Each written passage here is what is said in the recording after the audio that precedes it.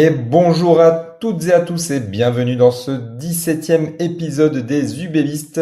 Je suis ravi de vous retrouver en cette trêve internationale avec mon compère Yann. Salut Yann. Salut mon Cyril. Bon, tout va bien, heureux pendant cette période de destination? Ouais, ça va. Bon, le bébé me manque, mais bon, c'est bien destination au niveau international. Ouais, destination, Super Seven, il y avait de quoi faire ce week-end. Ouais, et les U20, Et les U20? effectivement. Bon, bah, en tout cas, ça nous laisse un programme plutôt light, mais on va quand même revenir sur les matchs des Bordelais en lice ce week-end. Il y en avait quelques-uns sur le pont. Nous ferons ensuite un point sur l'effectif pour la saison prochaine et on terminera par les habituels actus du club et la présentation de l'ancien. Mais avant de commencer, on vous invite comme d'habitude, à vous abonner si ce n'est pas encore fait sur votre plateforme de streaming préférée, que ce soit Spotify, Apple Podcast ou Deezer, et à suivre la page Instagram UBBeast au pluriel. Allez, c'est parti pour les Bordelais en tournée.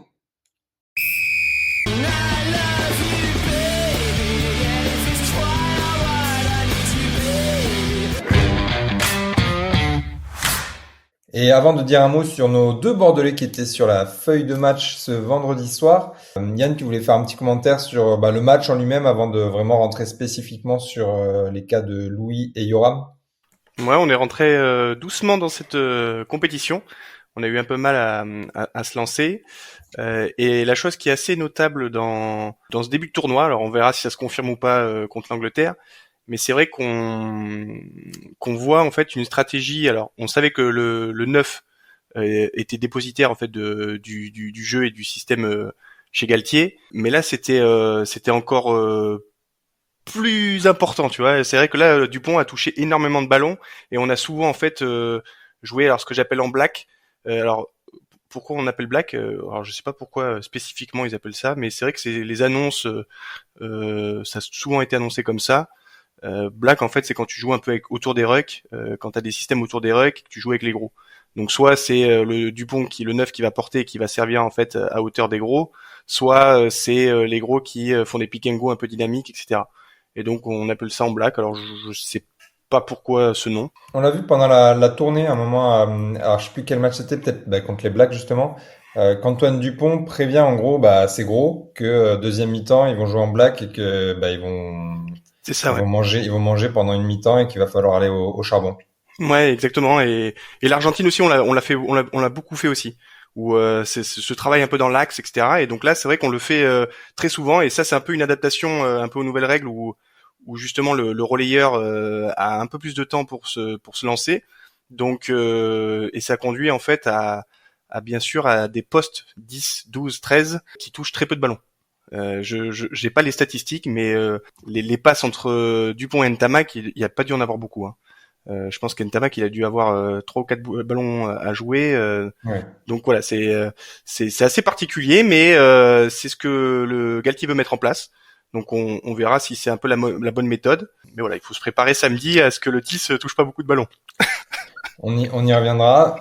Mais du coup, pour commencer, c'est peut-être avec Yoram, du coup, vu que tu as mentionné le 12. Match assez discret, en tout cas offensivement. 6 passes, 16 plaquages, 3 plaquages ratés, seulement 26 mètres parcourus. Sur ce genre de match, c'est quand même relativement peu, puisqu'on a quand même bien dominé. Et un défenseur battu, il a joué tout le match, tout comme Louis. Bon, qu'est-ce qu'il faudrait retenir de ce genre de match pour Yoram? Mais dans la continuité de ce que j'ai dit, en fait, c'est que les centres sont très peu utilisés en attaque. Ils sont beaucoup utilisés en leurre. Donc ça va être beaucoup des feintes en fait de passage à vide, etc. Et ça va jouer derrière et c'est plus en fait l'arrière du 15 de France. Donc entre Ramos, là il y avait Atisogbe et Louis, c'est eux qui doivent amener la vitesse. Mais globalement les centres, parce que le Barassi on a à peu près les mêmes stats. Pourtant il est 13, normalement les 13 ont plus d'espace, mais en fait non. Ils sont beaucoup plus utilisés en fait pour en leurre ou sinon en premier soutien. Donc pour ça ils ont vraiment fait leur match, ils ont vraiment respecté les consignes à la lettre. C'est-à-dire que c'était les premiers pour déblayer, les premiers en soutien. C'était ils ont peu de plaquages ratés, mais après par contre effectivement en attaque, mais c'était un peu juste. Mais le problème, c'est qu'ils n'ont pas été servis, donc c'est Ouais. compliqué de briller. Et même parfois, quand ils pouvaient être servis, t'as Dupont qui fait cette passe magnifique directement à l'ailier 2 fois, donc une pour Atisogbe, une pour Louis. Donc même quand ça jouait, il se faisait sauter quoi. Donc voilà. Mais ils respectent les consignes. Ils sont dans un cadre équipe de France. Pour le coup, il y a rien à dire sur leur match, si ce n'est que difficile de briller dans ces conditions, quoi. Ouais, et puis c'est vrai que c'est quand même complètement différent du jeu de l'UBB où on les cherche quand même relativement souvent avec Jalibert du coup qui anime plutôt que le 9. Donc je pense que c'est aussi ça qui fait que le système est complètement différent là où c'est Dupont en équipe de France. Et c'est vrai que Yoram, nous on le sait que quand il y a des intervalles, il peut avoir les cannes et puis faire des différences. Mais c'est vrai que les observateurs de l'équipe de France ont l'impression que il sert pas à grand chose et le voient pas forcément briller sur ces matchs-là, mais un qui a un peu plus brillé, alors parce qu'il marque 2 essais, mais en soi ses stats elles sont pas non plus extraordinaires comparées aux stats qu'il peut avoir avec l'UBB. C'est Louis Bielbiarré, il nous fait donc 4 plaquages en défense, 26 mètres parcourus, tout comme Yoram, un franchissement, un coup de pied, 5 défenseurs battus quand même, trois passes. On l'a vu très très bon finisseur, un peu comme Matisok au final. Ouais, c'est ça. Les deux ailiers ont été vraiment très bons à la finition. Sur le peu de ballons qu'ils ont eu, pareil, ils ont réussi à maximiser un peu leur performance. Louis, il a 2 actions, il fait son petit crochet intérieur, il va marquer. Après, il est au soutien de Ramos, donc très très propre. Mais voilà, c'est vrai qu'il faut se rendre compte que c'est pas comme à Toulouse ou à l'UBB, c'est vrai qu'il n'y a pas une volonté de faire toucher tous les 3 quarts. Là, on a un 43-0, mais l'homme du match, c'est Aldrit, quoi. Donc et c'est pas forcément que des essais d'avant, hein, mais c'est que faut vraiment voir qu'on joue autour d'une zone de 15 mètres autour du ruck, quoi. Et Ouais. on avance comme ça. Et après, bien sûr, il y a des coups de pied tactiques pour aller chercher très rapidement. En fait, on passe quasiment pas par nos centres. On va directement chercher en fait, comme disait, alors c'est Galtier qui disait ça, on cherche directement en fait les ailiers pour qu'ils aillent jouer leur duel en fait dans cette ligne des 15 mètres. Et après via des coups de pied de pression, alors soit des chandelles, on les chasse. On les chasse à la course, soit on Ouais. fait la passe à Louis, il va taper un grand coup de pied et après il met une pression en poursuivant les mecs. Donc voilà, c'est un peu particulier. Ça a bien marché contre les Gallois, on va voir contre les Anglais comment ça marche, mais de fait, on n'a pas comme à Toulouse ou à l'UBB une orgie de jeu dans les contre-attaques, etc. Quoi. Ouais. C'est beaucoup plus pragmatique et de fait, les ailiers touchent beaucoup moins de ballons, même s'ils ont réussi avec le peu de ballons qu'ils ont eu à faire des choses bien. Hein. Louis, il a fait son match parfait, hein, très propre en défense. Il marque 2 essais qui sont pas. Alors il y en a un qui est plus simple que l'autre, mais voilà, il faut qu'il élimine son défenseur, qu'il tienne le ballon. Donc très content de sa prestation. Il est resté dans le cadre comme Moefana. Ok. Et du coup, en parlant de ce cadre, tu mentionnais le match contre l'Angleterre qui sera donc samedi en fin d'après-midi. On risque fort, du coup, avec la suspension de Romain Ntamak, de voir Mathieu Jalibert en 10. Alors, je dis parce qu'il y a la suspension de Ntamak, mais c'est aussi parce qu'il y a la blessure de Léo Barré et de Romain Buros que finalement on va enfin avoir droit à du Mathieu Jalibert. Mais dans ce système-là, il risque encore de ne pas pouvoir briller autant qu'il le fait avec l'UBB. Ah ben c'est sûr, à l'UBB, de toute façon, tous les ballons passent par lui. Donc après, il doit trier tous les ballons, c'est lui qui impose le tempo, c'est lui qui doit faire les différences, c'est lui qui fait les coups de pied. Là, le maître du jeu, c'est Antoine. Donc en fait, là, ce que j'attends de Mathieu, ça va être clairement, je sais qu'il va avoir peu de ballons. Mais c'est que sur les peu de ballons qu'il a, il faut qu'il les optimise au maximum. Par exemple, si on regarde le match de Ntamak, il a eu 2-3 ballons qui étaient bons à jouer, il a un coup de pied où il fait une super transversale pour Gailleton, et un autre qui rate complètement. Et là, tu vois, il faudra qu'il fasse quasiment du 100%, parce qu'il va avoir 3-4 ballons où il y aura une occasion d'essai. Ouais. Et donc là, il faudra vraiment qu'il les optimise. J'espère qu'il y aura Penaud, parce que je sais qu'il y a une petite entente qui est quand même parfaite. Ouais. Donc c'est possible que tu vois il y a des petits coups de pied tactiques qui soient comme ça. Et après bien sûr là où tout le monde va l'attendre et je trouve que ces dernières semaines il a été plutôt bien là-dedans, c'est dans l'engagement physique. C'est que forcément les Anglais avec Ollie Lawrence le 12 anglais avec la troisième ligne Ben Earls. Après je sais pas qui va jouer, si c'est South ou si c'est les frères Curry, mais ils vont aller le chercher. Donc là il faudra qu'il s'engage au maximum comme il a fait contre les Sharks ou même contre le Loup. Et c'est là où forcément on va le voir. De toute façon, ça va être sa faculté à résister en défense. Il y a une possibilité aussi, mais avec Ramos, je pense que je sais pas comment ils vont s'organiser sur la couverture du fond de terrain. Mais les Anglais, ils aiment bien envoyer des quilles parce qu'ils ont des grands joueurs comme Stewart, etc. Donc à voir. Donc je pense qu'il faudra pas s'attendre à ce qu'il fasse des envolées. Il aura très peu de ballons, mais par contre il faudra qu'il soit extrêmement précis sur le peu de ballons qu'il a, parce que c'est là où on va l'attendre et c'est ce qui va se passer, quoi. Ouais, il faudra une fulgurance et qu'elle soit bien exécutée. Tu mentionnais que potentiellement il y aurait Penaud sur les ailes, mais ce lundi, il était absent de l'entraînement, Damien Penaud, donc à suivre, même si visiblement c'était pas une blessure très grave qui l'a empêché de jouer contre les Gallois. Là, pour l'instant, il n'est pas encore revenu. On rappelle que nous, on enregistre le lundi soir, donc il y a encore toute la semaine pour qu'il revienne. Et il y a une autre tendance, c'est que Maxime Lucu pourrait être sur le banc à la place de Nolan Le Garec. Donc ça peut être une bonne nouvelle, une bonne surprise pour nous les fans de l'UBB. Ah ouais, putain, j'ai pas vu ça, ouais, d'accord. Ce serait surprenant quand même, parce que bon, ce serait un peu un désaveu pour Nolan, qui fait en plus plutôt une bonne rentrée contre les Pays de Galles. Je sais pas trop. Ouais, c'est sorti d'où? T'as vu ça où? Bah, c'est Fanny Lechevestrier de Radio France qui l'a indiqué à la suite de l'entraînement du jour, donc plutôt en termes de finisseur. Peut-être qu'on va aller chercher sa gestion en neuf avec Dupont en 10 en fin de match et sa défense. Ouais, ok, d'accord. Ouais, ben, ce serait surprenant, mais ouais, pourquoi pas. Ok. Donc on aurait trois joueurs de l'UBB, dont quatre joueurs de l'UBB, peut-être cinq même avec Penaud. Là, ça va, on va passer devant les Palois. On compte Mathieu, Moefana, Louis, Damien et Maxime. et Max. 5 joueurs. Le compte est Incroyable. bon. Bah, ce serait bien mérité en tout cas pour nos joueurs. Mais du coup, pour le match de Clermont, est-ce qu'on récupérera nos joueurs? À voir. Il y aura encore du boulot jusqu'ici, mais effectivement, sur les photos de l'entraînement, tu vois bien Maxime Lucu avec un petit numéro 22 dans le dos. Alors, Ok. est-ce que c'est le Garrick qui est ménagé sur cet entraînement? Je ne sais Ouais, pas. c'est possible. Je sais qu'il y en avait qui étaient ménagés. Il y avait Boudin aussi qui était ménagé. Oui. Damien, donc bon, on verra. Mais effectivement. Et c'est vrai que, alors c'est plus pour le match de Bayonne où on risque de, avec le faux doublon, parce que la suspension, enfin, Ntamak qui a pris un carton rouge. Si on suit les barèmes degré moyen, c'est 6 semaines.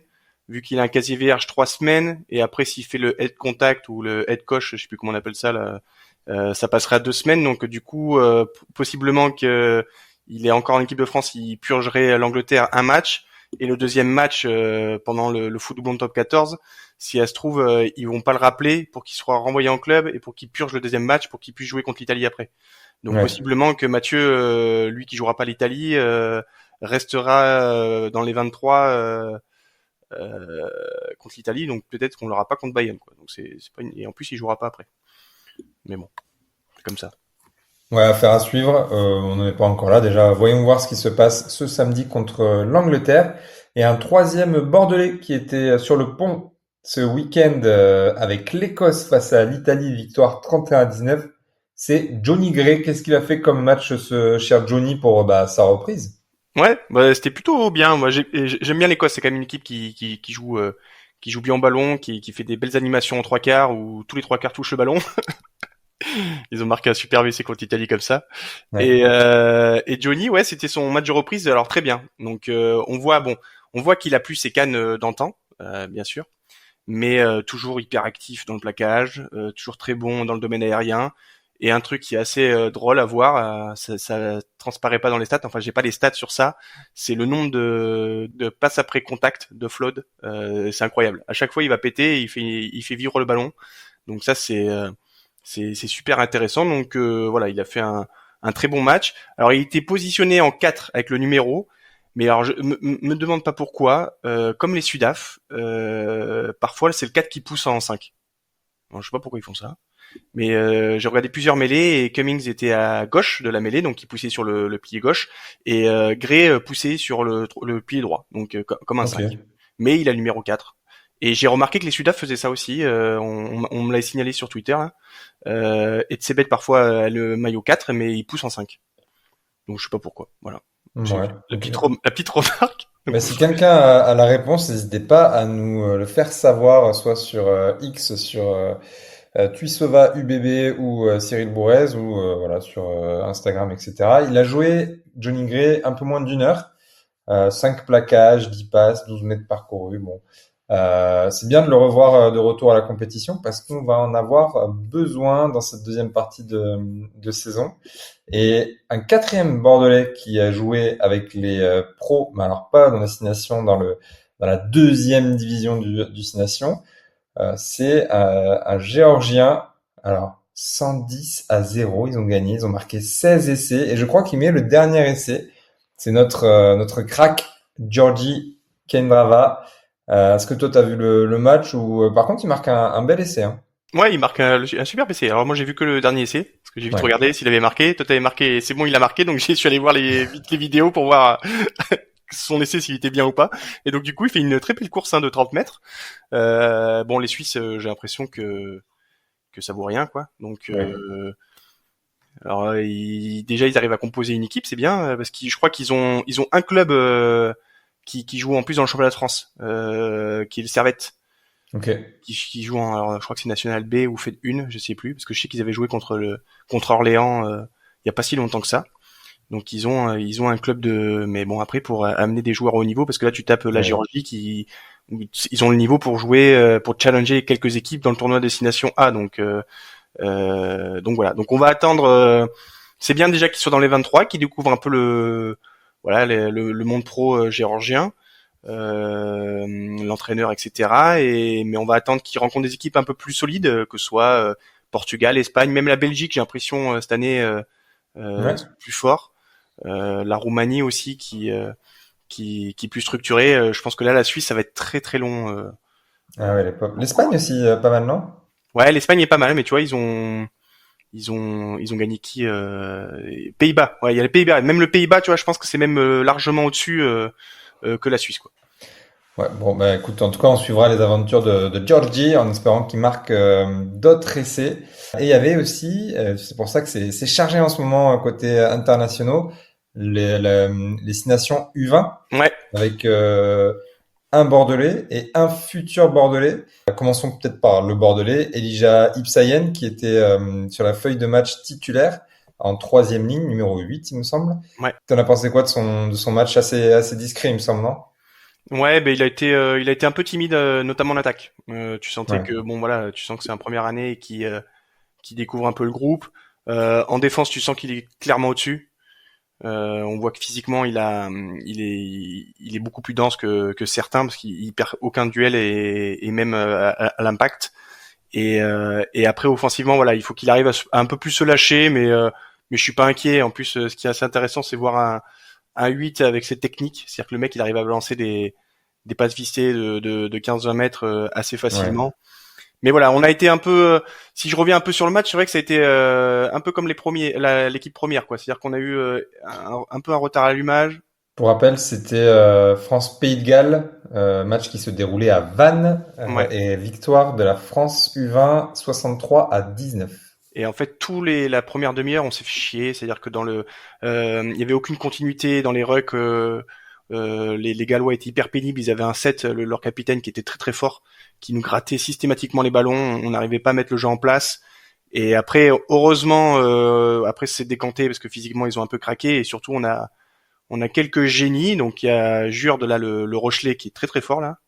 Je pense que c'est pas pour rien qu'ils ont laissé partir Hugo Royce à Montpellier. Après la paire de centres très costaud, Tacola, il y avait aussi le Palois qui est rentré très bon. Et puis pas comme qui a signé aussi à La Rochelle le Columérin, qui a vraiment fait un bon match. Et un autre petit génie qui va signer chez nous là, Xan Mousquès, qui a été Tu peux dire Chan. Chan, ouais pardon, Chan Mousquès, qui a été incroyable. C'est vrai qu'il pue le rugby, lui, il a fait des lancements de jeu avec des chisteras, des coups de pied. À un moment, il fait quand même il est au relais, il arrive à faire un coup de pied en diagonale pour Pacom assez énorme. Donc vraiment grosse technique et très très très très très très fort quoi. Ouais, très vif. En tout cas, il a marqué du coup 2 essais, Ouais. Mousquet. Et on a hâte du coup déjà de le revoir dans ce tournoi, mais surtout hâte de voir ce qu'il donnera sous les couleurs de l'UBB. Et ça me fait une transition toute trouvée pour passer à la deuxième rubrique du jour, qui est la projection sur l'effectif 2025 de l'UBB. Tu finis 7e, 8e, 9e, 10e tous les ans. Tous les ans. Bon, et pour commencer la projection, je te propose qu'on prenne un peu les joueurs qui partent ou qui sont en partance pour voir un peu comment on compte les remplacer. Et on peut commencer tout de suite par Carlou Sadi, notre numéro 3, qui faisait une super saison, blessé au cervical, fin de saison. Il a d'ores et déjà joué son dernier match avec l'UBB contre le Loup. Donc ça va poser des questions pour la suite de la saison, mais si on se projette un peu plus pour la saison prochaine, alors c'était déjà une question qu'on se posait puisque il va vraisemblablement retourner en Afrique du Sud. On s'est posé la question la semaine dernière. Bon, a priori pas de nouvelles pistes, mais toi tu vois du coup plutôt un étranger du coup non GIF qui viendrait pour suppléer pendant les 6 Nations et les tournées de novembre notamment où un Big Ben pourrait être appelé. Ouais, déjà c'est un gros coup dur parce que on s'y attendait pas celle-là. J'avais vu en direct qu'il avait eu un problème au cervical, c'est pour ça qu'il était sorti et après il a refait une mêlée derrière d'ailleurs. Donc ça a pas dû arranger. Donc là c'est vraiment un sacré coup dur parce qu'il était vraiment bien. On va se poser la question de savoir si oui ou non déjà on va prendre un joker médical parce que finalement il va nous rester Big Ben, Falatea et Tofa et Afan, donc à voir Enfin, si si t'en fais, numériquement, t'en as 4 quand même, hein. ouais, numériquement c'est bien. Après c'est voir si qualitativement ça va convenir à Yannick pour cette fin de saison. Parce que là tu perds quand même le meilleur droitier chez nous En en milieu mêlée. fermé, Ouais. en mêlée je parle bien sûr, pas dans le jeu. Donc il faut absolument que pour qu'on s'en sorte que Falatea revienne à son... Va falloir qu'il step up parce que même en début de saison, il était ok, mais il avait pas encore retrouvé son niveau d'avant. Donc là, il est revenu, il a fait une première entrée face au Loup. Il va falloir qu'il soit vite de retour au niveau. Ouais, clairement. Et donc après pour l'année prochaine, forcément, en plus il y a probablement le départ de Tofa aussi. Ouais, mais ça, on y va juste après. Tu reviens juste après. Donc à droite on aura Afan, Big Ben et et donc ça fait peu de monde. Falatea. Falatea et donc t'as donc 2 plus un espoir, donc il te faut un troisième droitier, c'est forcé. À moins que Afan devienne une super machine en 6 mois, mais ça me semble compliqué parce qu'il est très jeune. Je pense qu'on sera obligé d'aller faire un gros coup et un non gif parce que des gifs il y en a plus. Donc c'est vrai qu'on se retrouve un peu. Je pense que Marty se retrouve un peu dans la merde et nous également avec ces vraies fausses signatures de Tatafou. Je pense que ça nous met dedans quoi. Bah, tu perds 4 mois en gros sur ton planning de recrutement, quoi. Donc là, tu Ouais. arrives en 2025 et il faut déjà recruter pour cet été. Donc Et il faut pas que ça se transforme en panic buy quoi. Tu vois.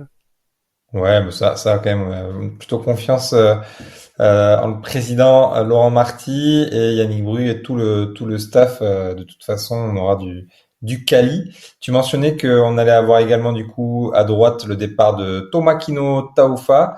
Alors numériquement, vu que Jefferson Poirot, on peut se dire que c'est Louis-Marie qui prend en gros donc Louis-Marie qui est pilier gauche pour le coup, qui prend un peu cette place de quatrième pilier sur un des deux côtés. Ouais, c'est possible. C'est possible qu'il le voit comme ça. Je pense qu'on est quand même un peu trop nombreux à gauche. Si on veut faire des places à des jeunes, c'est vrai que je trouve qu'on est un peu nombreux, mais bon. Après, le staff a voulu gérer comme ça, donc totale confiance. Mais j'aurais bien aimé qu'on laisse une petite place au quatrième ou voire un cinquième pour des espoirs, quoi. Là, ça va être un peu plus compliqué. Il risque de peu jouer, mais bon, c'est comme ça. Donc ouais, je pense que de toute façon, il faut vraiment c'est ma principal souci c'est à droite parce qu'il faut vraiment qu'on arrive à recruter un gros droitier et il y en a pas 36 000 sur le marché, et surtout il faut qu'ils soient pas forcément international, parce que s'ils commencent à partir tout l'été et en novembre, ça va nous foutre dans la merde. Donc ouais, je sais pas comment il va faire, hein. Écoute, en tout cas, c'est sur la liste de courses, un droitier remplaçant, soit deuxième ou troisième remplaçant. Côté talonneur, on a du coup Romain Laterade qui lui va faire ses valises pour Provence Rugby en Pro D2. Et donc c'est annoncé depuis un petit moment maintenant, c'est Gaëtan Barlow qui vient de Castres qui arrive. Bon là-dessus, sur ce poste, on est couvert, donc on peut, je pense, passer directement à la Ouais. seconde ligne où là il y a du mouvement et Mm. il y a encore du boulot. Parce qu'alors, on a Boris Palu du Racing 92 qui arrive vraisemblablement, enfin quasi c'est acté, potentiellement pour prendre la place d'Alexandre Ricard Ouais, numériquement. ouais, j'espère. On a ensuite deux autres secondes lignes qui sont en fin de contrat, qui sont Guido Petit Mm. et Adam Coleman. Alors sur des profils assez différents, Petit plutôt 4, Coleman plutôt 5. Ouais. Sachant qu'on a un petit espoir à faire évoluer, c'est Jacques Ngambous, donc on peut se dire que potentiellement lui, il va prendre une des deux places. Donc est-ce qu'on en re-signe un des deux ou est-ce qu'on va chercher un autre joueur? Je pense que, alors, moi, j'essaierai de faire tout pour garder Coleman, parce que je pense que ce profil on l'a pas, et je pense que c'est un profil très compliqué à trouver, ce type de 5. Autant Gray, Caso, on peut les faire passer 4, etc. Ils peuvent alterner, Ouais. mais c'est vrai que Coleman, dans la densité physique, dans son intensité des plaquages, etc. Alors même s'il est fragile, je pense que c'est un élément précieux. Donc moi, j'essaierai de le re-signer lui prioritairement, mais après, à mon avis, il faudra quand même un 4 de haut niveau, à moins que on fasse monter Beauchaton et on l'inscrive à ce poste de 4, et donc on tourne avec entre Beauchaton, Ngambous, parce qu'on a des joueurs assez fragiles, donc forcément même les espoirs pourront jouer. Et après tu tentes de recruter un 6 ou tu fais monter des espoirs en troisième ligne. Mais en tout cas, ouais, si on perd et Petit, et Ricard et Coleman, c'est vrai que ça risque de perdre en qualité en fait. Il faut pas qu'on arrive à faire des économies, et même si c'est important de faire monter des espoirs, il faut quand même qu'on arrive à avoir un 5 de devant Ouais. suffisamment costaud. Donc tu vois, je re-signe Coleman, et après il faut quand même se poser la question, est-ce que tu recrutes pas quand même un 4 de haut niveau, quoi. C'est toute la question. Je pense que Jacques, ça va être vraiment plus dans la rotation, quoi. Ouais, ok, en troisième remplaçant peut-être sur un poste de numéro 4. Et du coup, il faudrait un numéro un ou numéro 2. Ouais.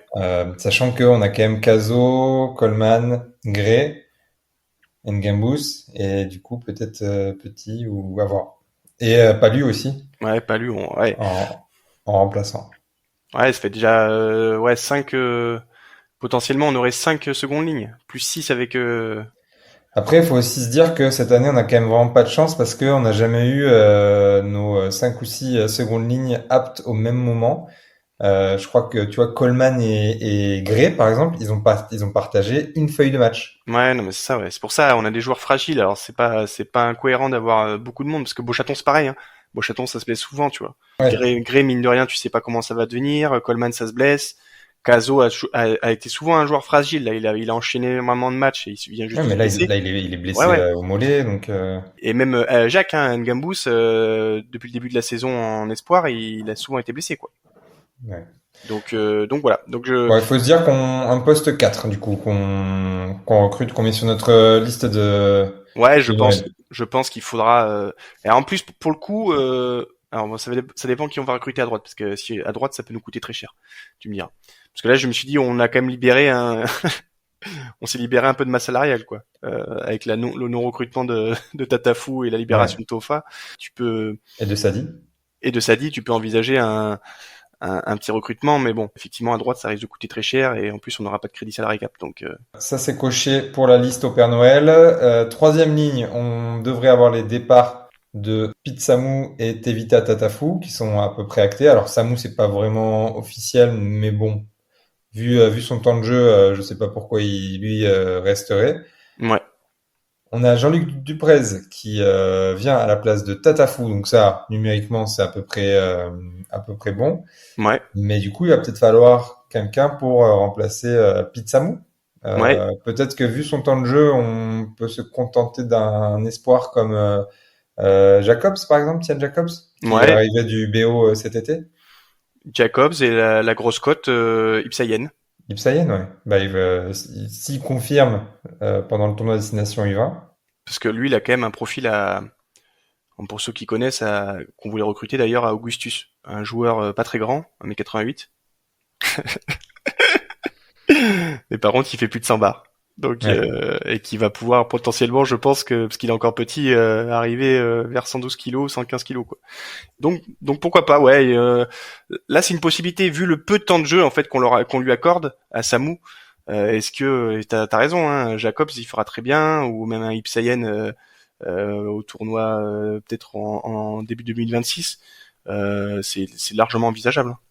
Mais Ouais. par contre, il faut que Sweeton monte en compétence. Il faut que la Sweeton commence vraiment à s'imposer. Ouais, bah surtout si c'est Ipsayen, du coup ça te fait un GIF à la place d'un non-GIF en troisième ligne. Du coup peut-être que Swinton il pourrait être aligné un peu plus souvent avec son statut de non-GIF. Il a un profil super intéressant. Après il a pas fait que des super matchs non plus, donc il faudra effectivement qu'il monte un peu le bout de son nez, ce bon Lachlan. Et bon, j'y crois, moi j'y crois. À Swinton. Sweeton, j'y crois, et Ipsayen, j'y crois, j'y crois. Je le pensais pas aussi enfin mature physiquement. Tu vois, la dernière fois que je l'ai vu en vidéo, là, il a vraiment pris de la masse déjà en très peu de temps, hein. Je sais pas combien il a pris, mais visuellement, c'est assez impressionnant. Bah, écoute, on espère. De toute façon, c'est toujours plus sympa quand c'est des espoirs qui montent, des petits du club. Concernant la charnière, alors deux grosses missions pour notre président. La première, c'est le poste de numéro 9. On a Paul Abadi et Yann Lesgourg qui vont partir. Paul Abadi, on ne sait pas encore trop où, mais ça semble assez acté vu qu'il a joué un quart d'heure cette saison. Et Yann Lesgourg, il part au BO. Donc, on peut se dire que potentiellement sur un poste de remplaçant numéro 3, on pourrait faire monter encore un espoir, mais ça fait peut-être beaucoup, mais tu vois, un Enzo Gourg, par exemple, qu'on avait déjà présenté un peu plus tôt dans la saison. Mais il faut une doublure à Max Lucu pour les tournées, pour en cas de blessure, etc. Donc, il faut absolument un remplaçant de bon calibre sur le poste de numéro 9. Ouais, clairement. Il y avait aussi la dépêche qui avait sorti le nom du Columérin, du jeune Columérin, mais qui... Guillaume Lafont, mais il a 19 ans. Ouais, c'est ça, il aura dit. Donc lui, peut-être qu'ils lui ont promis d'être numéro 3, tu vois. C'est une possibilité. Ah oui, oui, Euh, en R3, ok. Par rapport à Enzo Gourg ou enfin voilà, je sais pas comment il voit le truc, mais c'est une possibilité aussi, hein. Mais après oui, clairement en numéro 2, il faut l'idéal pour moi, c'est un mec qui soit présent à 100% du temps et qui ait une qualité qui ait pas un écart aussi important entre le numéro 1 et lui quoi. Donc en- Baptiste, ouais, là, ça va c'est pas. la très grosse cote, là, hein. Non, mais tu vois, je pense qu'on va plutôt tabler sur un non-gif qui soit présent 100% du temps. Tu vois, je vois pas les internationaux, Sudaf et tout. Je pense que ça me semble trop galère en fait. C'est-à-dire que Ouais. tu les as pas l'été, tu les as pas en novembre. Les mecs sont jamais concernés avec ton club. Finalement, ça réussit très peu. C'est parce que ces mecs-là, ils vivent que pour leur pays quand ils sont internationaux. Donc, tu vois, Argentin pareil. Tu vois, tout ça, je pense que c'est trop compliqué pour nous et ça va pas nous servir, sachant que Max visiblement est encore aimé par Fabien, donc il sera encore appelé. Donc tu vois, moi je pensais que cette année il allait pas être appelé et finalement en fait il y est. Et je vois pas pourquoi il serait pas là l'année prochaine non plus, tu vois. Donc du coup il faut vraiment qu'on arrive à trouver. Je pense que ce sera un non gif et qu'il soit 100% du temps. Donc est-ce que ce sera un mec de Pro D2, un mec en top 14 qui joue moins, voilà. J'ai pas d'idée pour l'instant, donc Ouais, il y avait des noms qui étaient sortis, mais peut-être plus pour 2026, c'est des petits jeunes, mais du coup plutôt GIF, etc. Bon, ouais. là, c'est vrai que pour dès cette année, il faudra un contrat plutôt potentiellement court. Ouais, c'est ça, ouais. Tu vois, donc il y aura pas 36 000 solutions, hein. Et après, je sais même pas, tu vois, on parlait de 2026, mais bon, 2026, c'est encore loin. Est-ce que les mecs, tu vois, on parlait de Baptiste Jeunot, mais est-ce qu'il va pas s'inscrire vu que Clermont va mieux, est-ce qu'il va pas s'inscrire sur la durée, tu vois. Ouais. Je pense que Clermont a plus les moyens de lui filer un bête de contrat que nous, par exemple, parce que nous, mine de rien, on arrive au taquet du salarié cap, donc il y a des arbitrages à faire. Lui, je pense qu'il peut gagner significativement plus en restant à Clermont, par exemple, que chez nous. Donc, tu vois, ça me semble assez compliqué. Mais il y avait Colli aussi, on évoquait Colli, donc ouais, je pense que c'est un peu risqué d'attendre 2026. Je serais partant pour trouver un mec compétitif dès l'année prochaine qui puisse faire la maille et qui puisse faire reposer Ah ouais, clairement. Max directement, quoi. Bon, encore un poste à ajouter à la liste de courses. Il nous faudra également combler le départ de Matteo Garcia. Alors lui qui a un profil 10-15, mais vraisemblablement ça pourrait être en interne. Ouais, franchement, le jeune espoir la RAG, pourquoi pas. De toute façon, on a 2-10 qui seront souvent là, ou tu vois, ou qui vont manquer peu de matchs. Donc, je pense qu'il n'y a pas besoin de recruter un 10. Ou si on recrute un 10, ce serait peut-être un trois quarts polyvalent. Mais bon, Ouais. j'y crois pas. Je pense qu'avec l'arrivée de Mousquet, ça doit céder le recrutement derrière. Je vois pas un recrutement supplémentaire externe derrière. Ok. Et concernant du coup, pas de 10 sur la liste de courses. Concernant les centres, on a Ben Tapouai, lui qui pourrait partir aussi, non Gif. Parce que là aussi, encore une fois, ce serait pas en interne avec Georgie ou c'est un peu tôt pour le voir. Pour le coup, ce serait pas mal parce qu'il a un profil de 13 plutôt. Comme ça ferait deux vrais 12 avec Yoram et Van Rensburg et deux plutôt vrais 13 avec De Porter et Kane Ravra. Ouais, même si Georgie a été formé en 12, effectivement, je pense que ses débuts en top 14, ils veulent faire en 13. Ouais, physiquement, il a peut-être pas encore la masse, quoi. Ouais, je pense qu'il sera mieux et plus explosif en 13, il aura plus d'espace et il sera moins dans l'impact. Mais ouais, moi j'aimerais bien. Après, c'est toujours pareil, j'ai pas de retour sur savoir son intégration parce que c'est quand même un sacré changement de vie. Donc il est arrivé un peu en cours de saison, le temps d'adaptation, c'est une langue complètement différente. Il n'y a pas forcément des masses de Géorgiens si c'était l'entraîneur des avants, bon qui était malade mais qui est revenu. Tu vois, donc il faut trouver. Enfin, il y a Sowerby aussi qui avait entraîné la Géorgie, mais Oui. tu vois, il n'y a pas des masses d'attaches culturellement pour bien s'intégrer, etc. Donc ça va prendre un peu de temps. Mais j'ai des gros espoirs en lui. Alors après voilà, ça va être le staff qui va juger, à savoir est-ce que l'année prochaine avec une grosse prépa, il pourra commencer vraiment à faire des feuilles de match en novembre 2025, voire février 2026.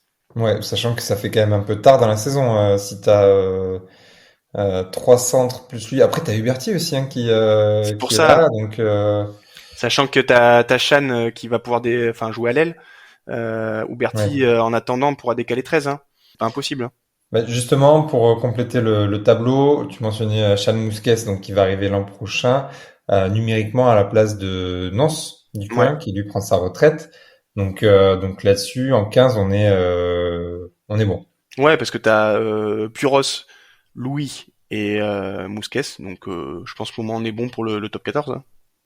Ouais, tu perds juste numériquement un autre joueur qui peut jouer 15 potentiellement, c'était Garcia.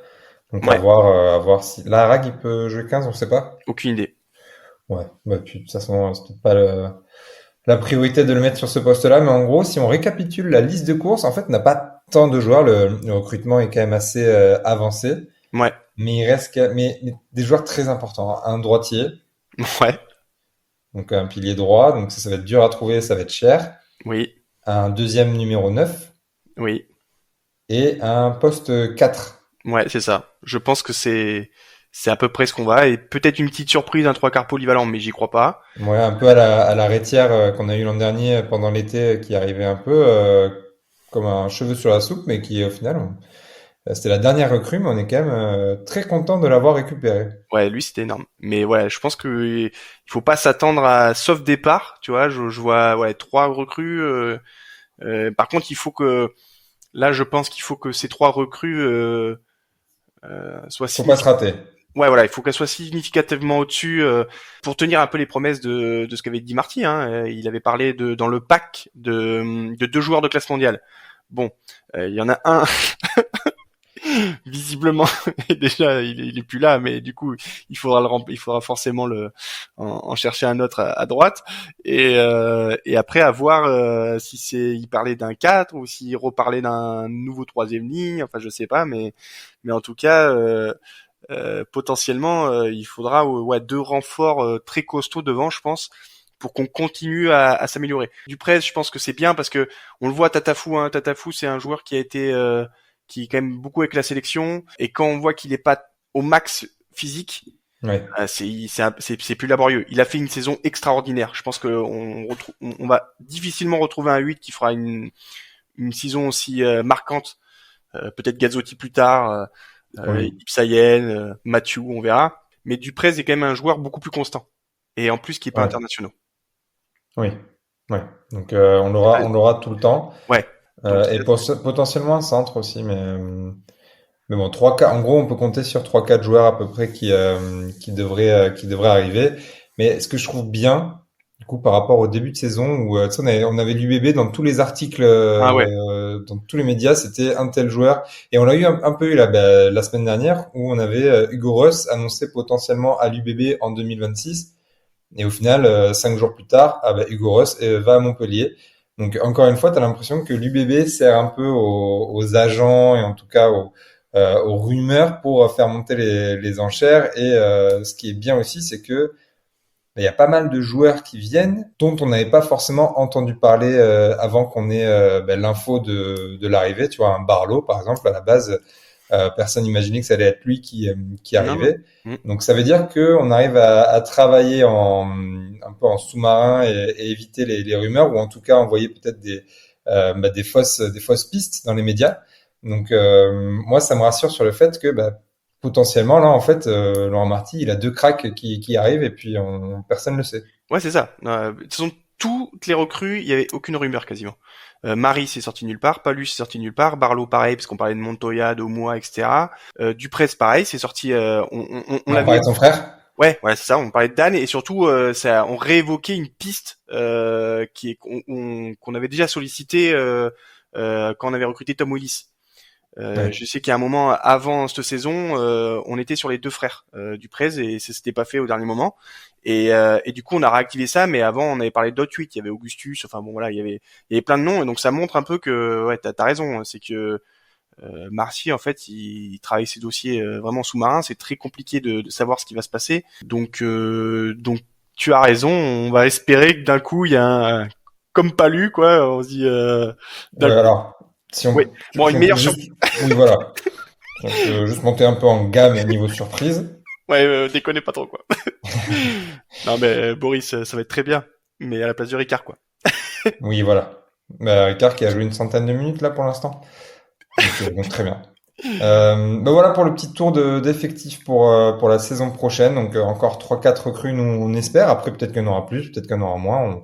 On a du coup aucune info, et c'est très bien comme ça parce que on aura des belles surprises, on l'espère, dans les prochaines semaines ou prochains mois. Mais on peut déjà passer à la prochaine rubrique en attendant, qui concerne le présent avec les actualités du club.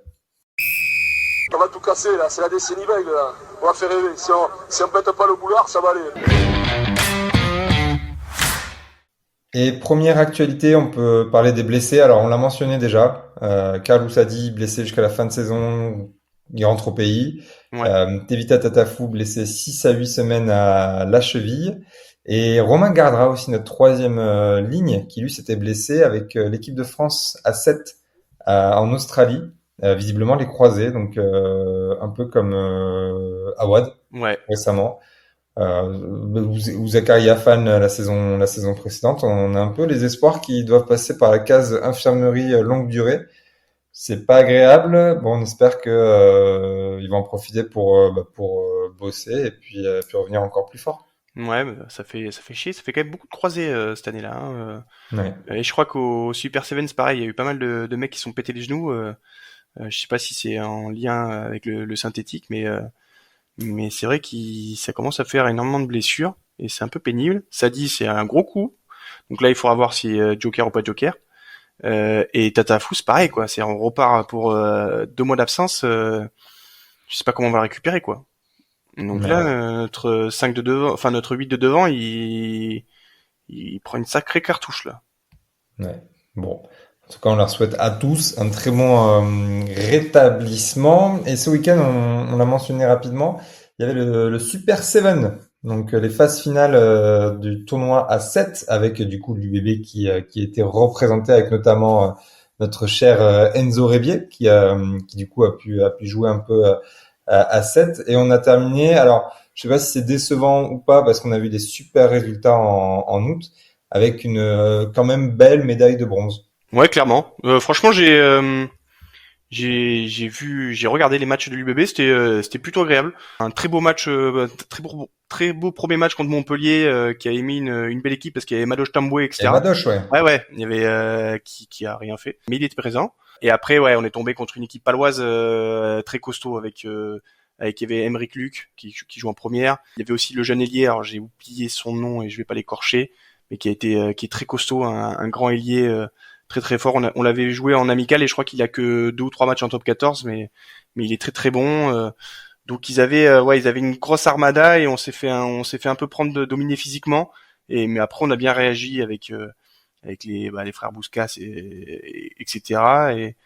Et franchement c'est plutôt un très bon résultat. Troisième, ça met un peu en lumière cette équipe de l'UBB qui est une équipe avec tu vois, ça met un peu en lumière le département parce que c'est que les petits du coin qui jouent Ouais. qui sont un peu en amateur, hein. C'est pas des il y a très peu d'espoir, c'est vraiment des mecs des clubs à côté de Mérignac, Florac, Langon, donc Coaché d'ailleurs par un ancien de l'UBB, alors c'est pas lui qu'on va présenter aujourd'hui, mais Laurent Ferrer.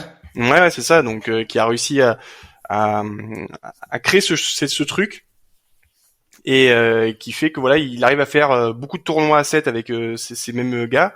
Ils arrivent à un peu les fidéliser et du coup ça, alors tu vois qu'il y a une différence physique par rapport aux autres, mais en fait ils ont toutes les aptitudes des setistes et on voit qu'ils arrivent à complètement compenser par rapport à des pros du top 14 qui descendent, qui ont peut-être plus de physique etc., mais qui sont moins adeptes du 7 et on se sent dans toutes les attitudes et donc ça fait plaisir à voir et donc ils sont vraiment bien battus. Ouais, très cool à suivre ces tournois à 7. D'ailleurs, il y avait des supporters bordelais, etc. Donc une bonne ambiance pour ces finales. Concernant les autres équipes, les Lionnes du Stade Bordelais n'ont pas joué ce week-end, mais elles iront à Rennes ce samedi à 15h pour le compte de la 12e journée. Donc on espère ni plus ni moins qu'une 12e victoire consécutive avec minimum 40 points d'écart. Sinon, on sera pas content. Et les garçons pros de l'UBB, du coup, ils ont un entraînement délocalisé cette fois-ci à Lormont vendredi matin à partir de 10h pour ceux qui souhaitent se rendre au stade Jules Ladoumègue. Ça peut être sympa. Je crois qu'ils le font de temps en temps, ça. Ouais, mais c'est bien. Ça faisait longtemps qu'il avait pas fait ça et je trouve ça cool d'aller à la rencontre des supporters. C'est toujours sympa. Voilà, tu délocalises, tu fais un petit entraînement, ça fait plaisir aux petits du club, etc. Donc Ouais. et aux grands aussi, hein. Mais Bah oui. c'est toujours très bien d'aller visiter un peu les clubs du coin. Ouais, j'imagine que c'est quand même plus simple quand il n'y a pas de match le week-end et que en plus t'as pas tous les internationaux. Donc voilà, il y a toutes les infos sur le site de l'UBB. On a fait le tour de l'actualité, donc je te propose qu'on passe à la dernière séquence qui est la présentation du vétéran. Présentez-vous. Qui je suis? Les gars, qui je suis?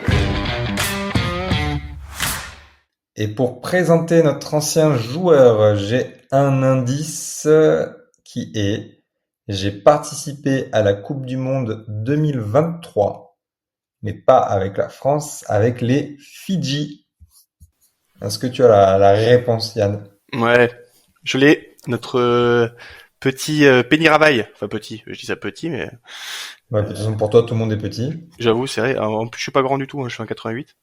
Je suis pas non plus. Ouais. Non, mais Ça dépend où tu mets le. non, mais si je faisais 2m20, je pourrais dire que tout le monde est petit, tu vois. Ouais, mais tu joues peut-être en NBA. Bref. Ouais, Penny, un pilier gauche qui était arrivé de d'Aurillac. On l'a recruté d'Aurillac, il est arrivé en 2017. C'est un joueur complètement atypique, un gaucher qui, alors je sais pas si on s'en souvient, avait mis un méchant 4 deb au Matmut Atlantique sur Yann David avant de déposer UG et Ramos pour marquer son essai en coin. C'est vraiment un pilier hyper dynamique. C'est vrai que je pense qu'on a rarement eu et vu un gaucher aussi dynamique, qui en plus était plutôt performant à la mêlée, c'est-à-dire que sur les fondamentaux, il était assez costaud, probablement un gaucher qui tenait en mêlée, qui arrivait même parfois à se donner le luxe d'enfoncer les gars. Et mais c'est vrai que c'était sa faculté à accélérer quoi en impact player, il était incroyable. Sur 10 mètres, il avait des bêtes d'accélération, donc assez impressionnant à voir. Et après il est parti à l'ASM. Ouais, sa dernière saison avec l'UBB, c'était la saison du Covid. Tu regardes ses feuilles de match, c'est victoire, victoire, victoire, victoire, victoire. Il sortait du banc, toujours C'est ça, ouais. numéro 17 cette saison-là. Mais du coup, ouais, en 2020, il part à Clermont. Ouais, je crois qu'il est parti en même temps que, alors c'était peut-être l'année d'avant, mais de Pélissier aussi, le talonneur qui était devenu international chez nous d'ailleurs, et qui était parti rejoindre aussi l'ASM. Et après, il a eu un gros souci au cervical qui ont contraint en fait de stopper sa carrière en France. Mais il a pu rebondir après par la suite chez les Reds dans le Super Rugby et après c'est toi qui m'as dit qu'il avait signé au Fidji Drua, donc Ouais, cette saison apparemment, d'après le très bon site qu'on vous conseille, allrugby.com, apparemment il est au Fidjian Drua, mais pas de feuille de match ouais, reportée, donc mais ça va commencer là, c'est normal, ça va commencer là fin février là, ou dans 2 semaines, même pas le Super Rugby, donc on va vite le voir. ouais, tu vois ma maîtrise du rugby fidjien. Ouais, mais c'est ça, là, ils vont commencer le Super Rugby qui va être intéressant à suivre d'ailleurs avec les Moana Pacifica de Hardy Savea qui a signé là-bas, qui a rejoint son frère, donc qui va être capitaine d'ailleurs. Eh bien, Voilà. très bien.